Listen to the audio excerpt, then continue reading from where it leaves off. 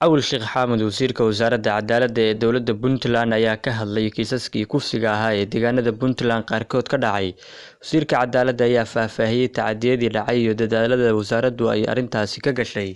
Puntland kufsiyo badan baa ka dhacay, horena waa u jireen kuwa cusub oo dil watana hadda intii maamulkan uu jiray ayay ka dhaceen. Kufsiguna dee wax soo jiitamayay buu ahaa oo wadanka ka dhaca ama dal kasta ka dhaca, laakiin muhiimaddu waxay ahayd sidii looga hortagi lahaa oo loo joojin lahaa kufsiyada ama dil ha wateen ama yaysan wadan.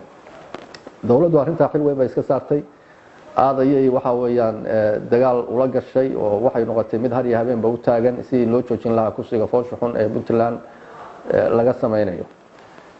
gaar ahaan wasaaradda cadaaladda oo iyadu wixii sharciyada iyo arrimahaas iyo sidii looga hortagi lahaa leer gareynaysa, iyaduna door weyn xoog badan bay ka qaadatay, dadaal xoog leh u gashay, cid allaale iyo cidii ay khusayso bay shir la qaadatay, bulshada rayidka bay isugu keentay, doodaa la qabtay, dhibeedyaal la qabtay, wada hadal baa la qabtay, si adag baa loo wada hadlay. arrintaasi wasaaraddu waxay wadan lahayd sidii loo joojin lahaa kufsiga. wax badanna waa la iska yiri, wax badanna waa lagu heshiiyay in laga qabto. wasiirka wasaaradda cadaaladda iyo arrimaha diinta dowladda Puntland Awal Sheikh Xamed ayaa sheegay in gacanta lagu hayo dhammaan dadkii kufsiyadaasi ka dambeeyay. wararka qaar ee la isla dhex marayana ay yihiin kuwa been abuura, dadkana uu cadaalad heli doono maadaama dadka la hayo imika la doonayo in la marsiiyo cadaaladda. marka waxaa jiray dhowr case oo kufsiyaala oo dhacay oo ka dhacay Puntland. haddii ay dhaceen dhammaan dadkii kufsiga geystay gacanta ayaa lagu hayaa. arrintaasi waa war aad u wanaagsan oo qurux badan, maadaama aynu hayno dadkii kufsiga geystay oo gacanta aynu ku hayno oo aysanna ka baxsan. arrintaasi war wanaagsan bay noo tahay.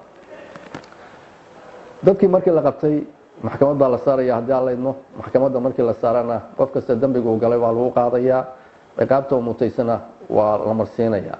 wasiirka ayaa dhanka kala sheegay inay muhiim tahay in bulshada ogaadaan inaysan jirin cid la sii daayay oo falkaasi geysatay.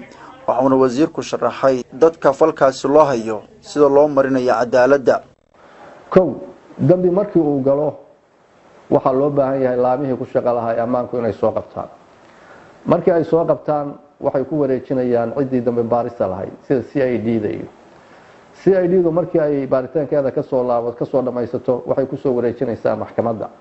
maxkamadda markii la keeno ayaa xukunkii lagu ridaya oo lagu qaadaya, qofkii markaas cadaaladda la marsiinaya.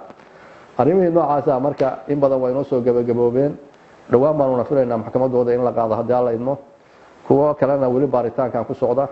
marka waxaan rabaa dadka reer Puntland waxyaabaha la faafiyey oo beenta ah oo suuqa la geliyey oo suuradda dowladda lagu dilayo oo ah dadkii kufsiyada sameeyey waa la sii daayay. arrintaas inay been tahay baan rabaa inaan idin sheego. Xamse Kaafi Axmed, wararka telefishinka caalamiga ee GBC.